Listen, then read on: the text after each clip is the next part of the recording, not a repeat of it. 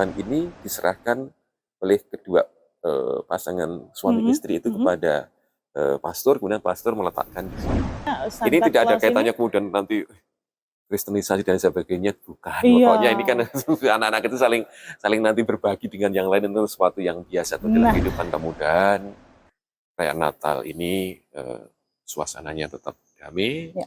tentram, dijauhkan dari berbagai macam hal yang Mhm, tidak mhm, diinginkan. mhm. Assalamualaikum warahmatullahi wabarakatuh. Waalaikumsalam. Shalom, Om Swastiastu, Namo Buddhaya, Waite Dong Tien. Selamat datang para pecinta kerukunan. Kembali lagi di Sunan, Suara Kerukunan, edisi Natal kali ini, dan saya hari ini sudah ditemani oleh Romo Suyadi. Beliau adalah pemimpin dari Gereja Kristus Raja Pejompongan, Keuskupan Agung Jakarta. Saya sapa dulu beliau. Apa kabar, Romo? Baik, selamat berjumpa. Ketemu lagi, saya Ya, senang sekali ketemu lagi dengan Romo. Terakhir kita pernah bicara soal Paskah, Paskah pada tahun Romo. lalu ya. Dan banyak sekali yang mengapresiasi episode kita pada saat Terima itu, kasih. Ya. memberikan support yang positif tentu dari perbincangan kita soal Paskah. Nah, hari ini Romo, saya juga pengen banyak tanya lagi kepada Romo mengenai Natal, Romo. Baik. Sahabat-sahabat para pecinta kerukunan, banyak sekali beredar pertanyaan seputar boleh atau tidak kita mengucapkan Natal. Tapi sebetulnya bukan itu mungkin poinnya. Perlukah sebetulnya, Romo, kita mengucapkan atau tidak mengucapkan Natal itu kepada umat Kristen? Tapi sebelum itu, saya ingin dulu Romo bercerita tentang Natal itu sendiri sebetulnya apa, Romo? Baik, terima kasih. Saudara-saudari semuanya, kita umat Kristiani, terutama umat Katolik, sedang mempersiapkan diri untuk merayakan Natal. Ya. Di dalam iman gereja Katolik, peristiwa seluruh kehidupan Yesus diyakini bahwa itu tanda kehadiran Tuhan Allah itu bagi seluruh umat manusia, khususnya pada umat Kristiani. Salah satu peristiwa yang kami rayakan adalah peristiwa perayaan Natal, yaitu kelahiran Yesus yang dimulai 1 bulan sebelumnya, yang disebut masa Advent. Advent berarti kedatangan, menanti kedatangan Yesus, Tuhan Yesus. Keyakinan Kristiani, umat Katolik seperti itu. Ada 4 minggu, biasanya dalam 4 minggu itu ada renungan-renungan di umat, di dalam lingkungan-lingkungan. Lingkungan itu komunitas paling kecil di dalam gereja. Misalnya Gereja Kristus Raja Pejompongan ini mempunyai 10 lingkungan. Ada 2 wilayah. Jadi 2 wilayah terdiri dari 10 lingkungan. Kemudian di masing-masing lingkungan itu mengadakan namanya pendalaman iman pada masa Advent ini untuk menyambut kelahiran Yesus. Kurang lebih seperti itu. Dan tema pada tahun ini tentu berkaitan dengan persiapan kami untuk tema tahun depan, yaitu kesejahteraan bersama atau kesejahteraan masyarakat, di mana keluarga-keluarga Katolik menyiapkan diri dalam kehidupan ini menyambut kedatangan Tuhan, tapi juga menghadirkan kehidupan di tengah masyarakat untuk menciptakan kesejahteraan bersama. Itu persiapan selama 4 minggu dan akan berpuncak pada nanti perayaan Natal. Ya. Berarti Natal itu adalah menyambut hari kelahiran Ya. atau kita merayakan Ya, tanggal prosesnya itu menyambut, kemudian nanti pas hari H merayakan kelahiran. Momentumnya adalah tanggal 25 Desember 25 Desember sebagai kelahiran tanggal Yesus. lahir dari Ya, Yesus. tanggal lahir Yesus. Kalau di Islam itu ada Maulid ya, Nabi itu, ya, 12 Rabiul Awal itu, Promo. Berarti posisinya kan sama seperti itu. Hampir mirip. Nah, Natal itu ini kan bahasa Indonesia, Romo. Ya, kalau bahasa Inggris kan Christmas. Berarti kalau orang Arab yang agamanya Kristen bisa juga dong bilangnya Maulid begitu, ya, Romo. Maulid ya sesuai di tempat masing-masing gitu.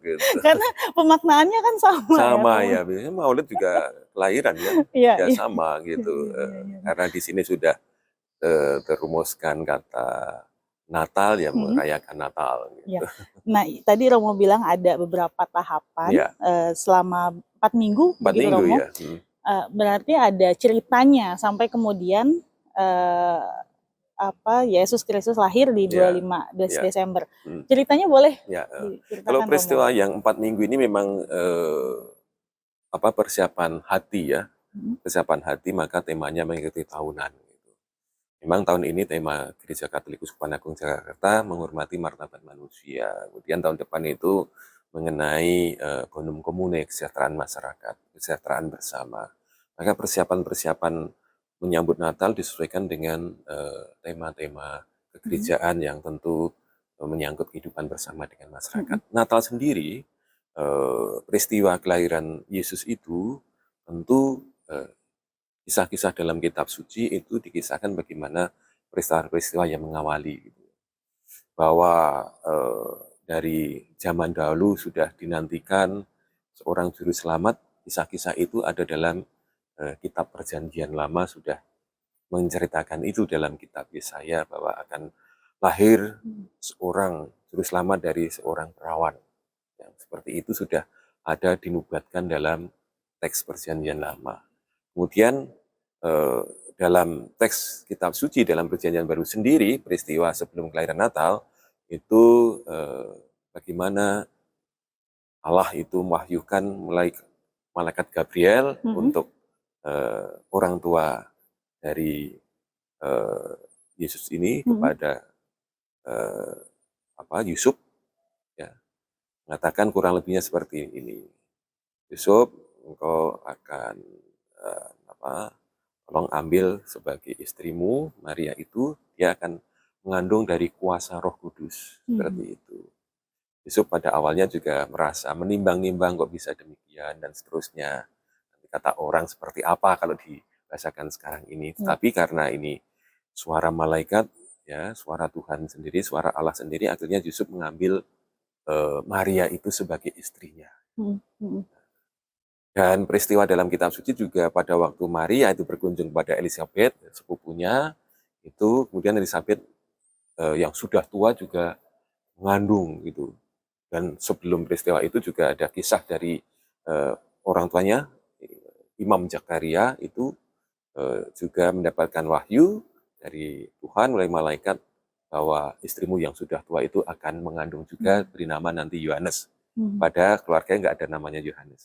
Nah, ini Yohanes itu lebih dulu dikandung oleh Elizabeth, dan waktu dikunjungi oleh Maria ini, Elizabeth mengatakan, siapakah aku ini sehingga ibu Tuhanku berkenan untuk mengunjungi aku.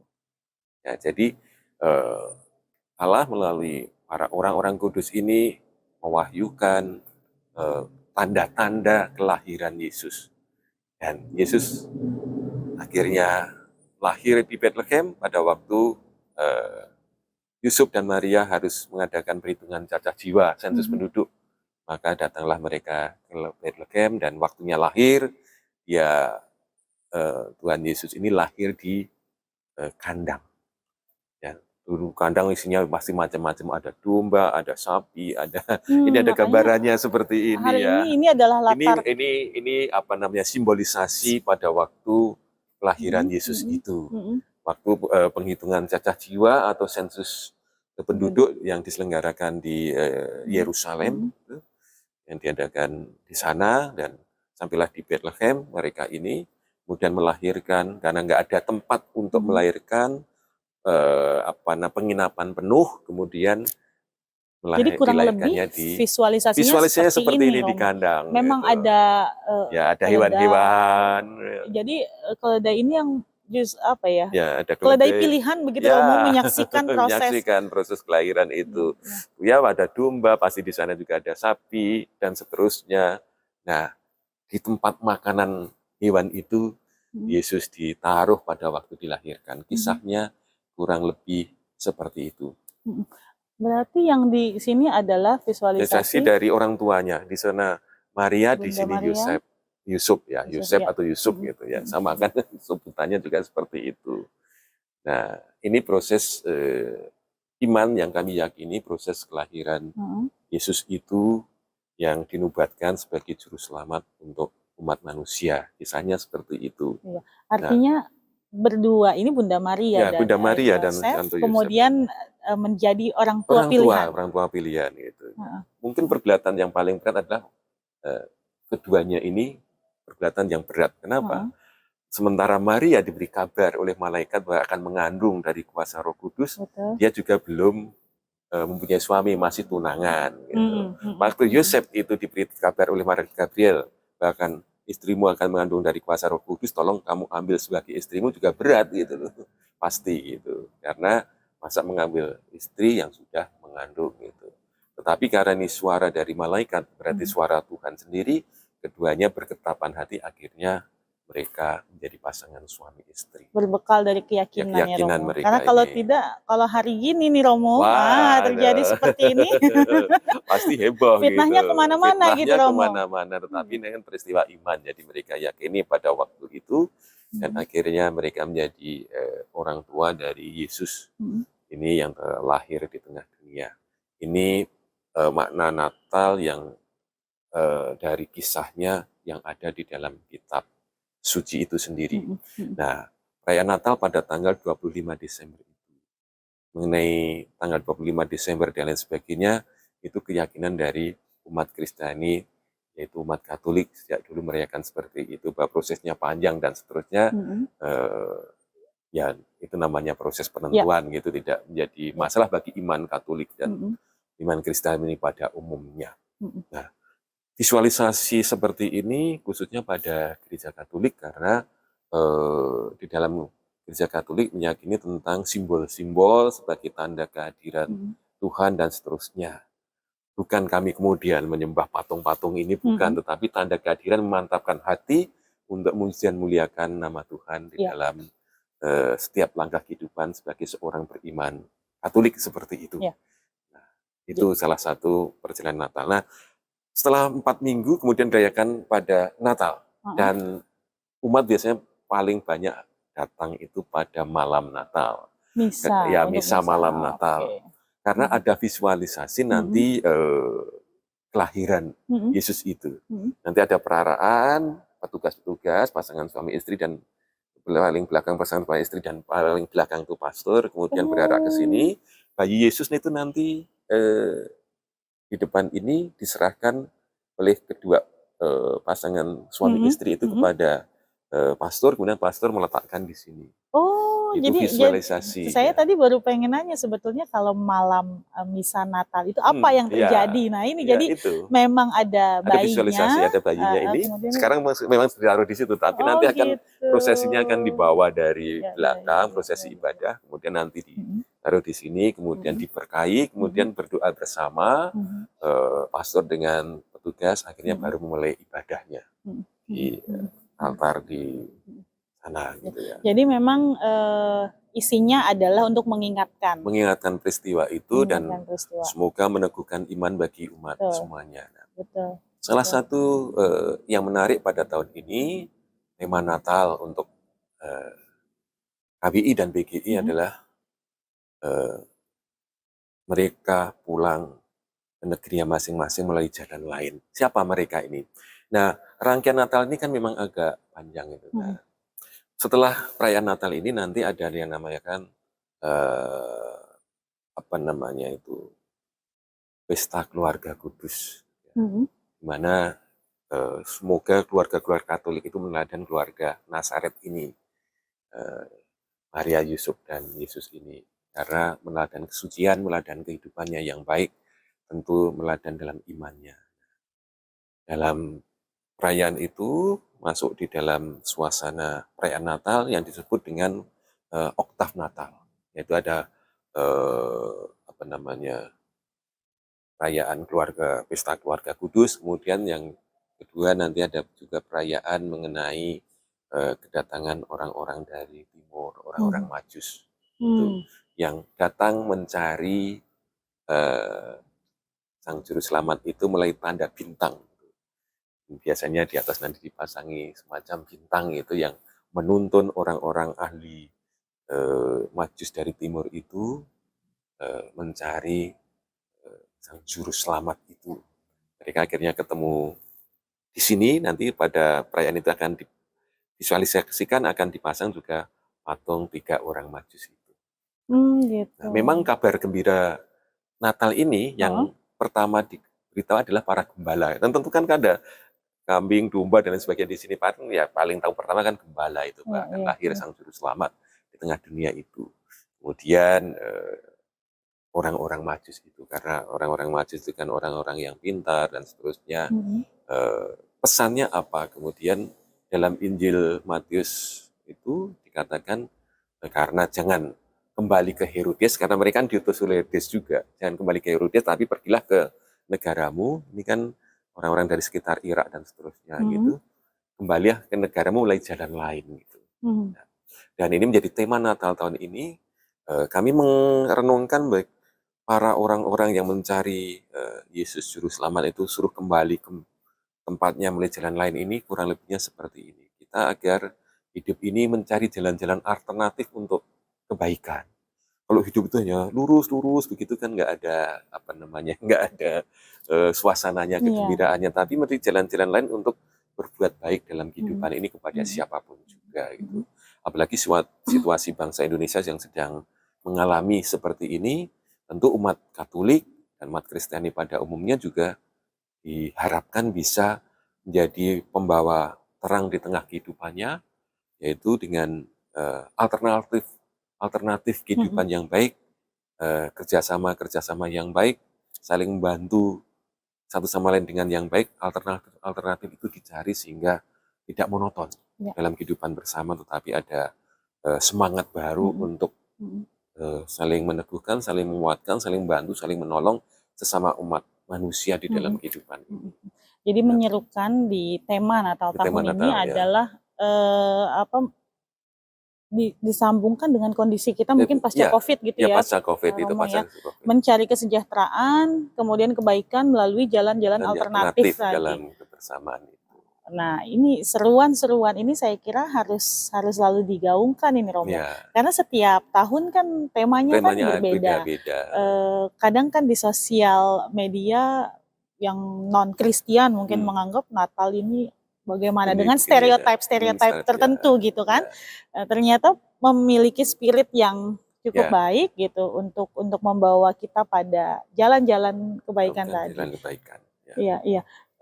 Lalu Romo bicara lagi soal Natal, ritualnya itu beda nggak, Romo? Mungkin ini pertanyaan yang sama ketika kita bicara soal Paskah. Antara gereja di sini katakan dengan katedral misalnya, atau dengan gereja di kota lain. Ada sama semua kah sampai kemudian di Vatikan, atau ada perbedaannya gitu, Romo? Untuk gereja Katolik seluruh dunia akan sama ritualnya. Sama persis ya. Ada beda-beda sedikit penyesuaian, tetapi pada umumnya juga hampir mirip gitu. Bahwa pada malam Natal itu ritualnya seperti tadi, iring-iringan dari depan gereja, kemudian memasuki gereja, kemudian membawahi Yesus itu, kemudian ditaruh di palungan dan diberkati, yang menyimbolkan bahwa Tuhan telah lahir di tengah, atau Yesus telah lahir di dunia ini sebagai Sang Juru Selamat untuk seluruh umat manusia.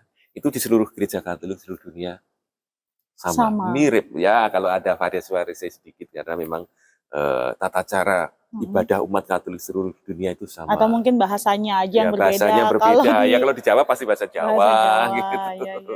Kalau di Arab pasti pakai bahasa Arab. Kayak kita kalau Jumatan, saya kalau ke arah Bandung gitu, Romo yang ceramah pakai bahasa Sunda gitu. Ya sama gitu pasti. Seperti itu ya, Romo. Penik budaya, akulturasi budaya tentu kami sangat menghormati itu, dan budaya-budaya warisan nenek moyang itu juga nilai religius yang amat dalam, dan kami juga tentu mengembangkan, memaknai baru sesuai dengan iman kami, iman Katolik. Oleh karena itu bahasa Indonesia, kemudian di daerah pasti pakai bahasa lokal daerah dan seterusnya.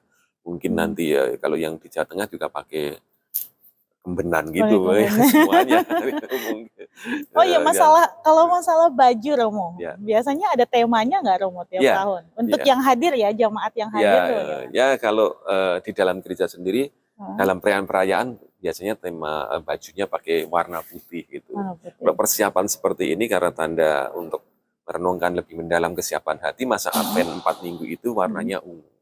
Warnanya ungu, tetapi nanti pada perayaan Natal seperti perayaan Paskah juga itu warnanya putih atau krem atau kuning, pokoknya warna kegembiraan, sukacita. Mm, mm. Kemudian warna merah ya pasti umatnya pakai umumnya pada warna merah karena memang ada kisah lain mengenai Natal ini, kisah tentang Sinterklas. Nah, itu saya kayaknya kita sehati nih Romo, Ya. lama-lama Romo.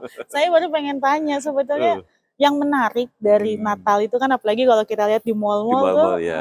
nggak jauh dari warna merah, ornamen Natal Ya. dengan kuda kencana Ya. itu, kereta kencananya. Itu gimana ceritanya Romo? Sebenarnya itu kisah lain sebenarnya. Kemudian salah satu iman dalam gereja adalah kan iman gereja selalu berkembang dengan seiringnya waktu gitu. Maka setelah peristiwa Yerusalem kemudian itu menyebar ke seluruh dunia dan seterusnya, iman Katolik, iman Kristiani itu kemudian untuk mempertahankan iman tentu ada orang-orang suci gitu ya. Sinterklas atau Santa Claus dan seterusnya namanya itu kan kisahnya kisah orang suci yang kemudian dengan kebaikannya itu membagi apa yang dia miliki, hadiah dan lain gitu ya, sebagainya, terutama untuk anak-anak dan seterusnya. Tapi itu sebenarnya tidak ada dalam ritus gereja ini, sebenarnya tidak ada ritus gitu. ritualnya di dalam ibadah, nggak ada gitu. Tidak dijelaskan di dalam kitab suci mungkin Di gitu ya? kitab suci juga tidak ada gitu, karena itu peristiwa sudah gereja sekian tahun gitu. Kemudian Santa Claus itu dikisahkan bahwa ada orang yang baik hati, kemudian pada waktu Natal itu membagi-bagikan hadiah gitu. Oh, atau seperti mungkin itu aja jadi Santa gitu. Claus ini memang tokoh. Tokoh setelah tidak ada Kristiani. kaitannya Tidak ada dengan kaitannya proses sama ini. enggak, tapi kan ini berkembang kemudian terutama di Eropa, kemudian ada tempat-tempat lain, dan itu memang sesuatu yang baik, bukan sesuatu yang buruk. Karena untuk berbagi kepada yang lain, Natal dimaknai dengan berbagi kepada orang-orang lain, kepada sesama, terutama mereka yang membutuhkan, itu kan memiliki makna yang mendalam. Nah, bagaimana gereja kemudian menghayatinya? Nah, tentu dalam perayaan yang biasa, bukan dalam ibadah, itu ya anak-anak bisa saja ada acara dan ada Sinterklas, dan bagi-bagi hadiah dan seterusnya, dan anak-anak sendiri juga diajak untuk diajak untuk mendalami tentang mana Natal itu. Kalau Yesus sebagai sang penyelamat, Yesus yang baik hati dan seterusnya, maka anak-anak juga tidak hanya menerima. Nah, maka nanti ini pada waktu ibadah Natal setelah selesai, anak-anak akan maju ke depan mengadakan persembahan, entah buku, entah apa, macam-macam, nanti dibagikan kepada siapa saja yang memerlukan gitu ya, entah dapatnya seberapa. Kalau di sini nanti sudah berpikir bagaimana masyarakat sekitar yang sini agak kesulitan, nanti entah buku, entah pensil, entah apalagi akan dibagikan kepada saudara kita, anak-anak kita yang di sekeliling gereja ini yang memang membutuhkan, terutama daerah-daerah sebelah sana itu kan daerah padat. Iya, gitu. menarik Romo. Ya. Artinya Santa ini tidak ada Claus kaitannya ini kemudian nanti Kristenisasi dan sebagainya, bukan. Pokoknya ini kan anak-anak itu saling nanti berbagi dengan yang lain, itu sesuatu yang biasa dalam kehidupan kita. Ini juga menarik, tadi Romo bilang, jadi kalau ketika Natal gereja kemudian memberikan berderma begitu, entah buku, makan atau apapun, tidak ada kaitannya dengan kristenisasi. Ya, tentu ya sebagai panggilan sebagai umat manusia kan harus tolong menolong satu dengan yang lain. Gitu. Tidak ada kaitan dengan kristenisasi, hanya memang meneruskan Santa Claus tadi gitu ya. Tapi memang juga gereja sendiri punya perhatian secara khusus untuk membantu sesama gitu. Misalnya saja kan dalam Natal ini kan, kalau yang Santa Claus nanti anak yang mengumpulkan itu kan pasti juga untuk anak-anak itu, tapi untuk saudara kita yang kurang mampu, yang masih memerlukan uluran tangan dan lain sebagainya dari kita juga, tidak salah tanggal 18 kemarin itu sudah membagi kepada lingkungan masyarakat sekitar yang memang memerlukan bingkisan Natal, sembako dan seterusnya. Itu ada dari petugas seksi sosial pengembangan sosial ekonomi, ada seksi seperti itu yang kemudian bertugas ke masyarakat untuk berbagi. Biasanya bersama dengan RT RW, kemudian Polsek, Pak Lurah, Bu Lurah dan seterusnya, mereka meneruskan. Kadang-kadang saya bisa hadir, kadang-kadang juga tidak bisa hadir, tapi katanya sebagai sama umat manusia untuk tolong menolong, tidak ada kaitannya kok dengan iman dan seterusnya. Jadi ketika dikasih tidak ada Oh iming-iming nggak nanti ada, masuk ngomong ini ya, nggak ada, nggak kami ada ya. nggak pernah. Saya juga kan beberapa waktu yang lalu, saya baru sampai di sini juga dalam rangka 17 Agustus kita juga berbagi, banyak yang datang di sini, berbagai macam umat beragama gitu ya, Ya. berbagi, saya bagikan aja. Saya juga nggak ngomong apa-apa ya, kami bisa ada sedikit bisa jadi Ya. menyambung hidup dan seterusnya begitu.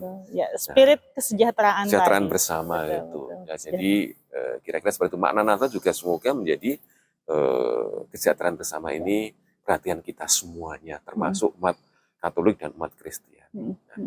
Rangkaian Natal yang dimulai dengan peristiwa persiapan, kemudian kelahiran Yesus, kemudian ada perayaan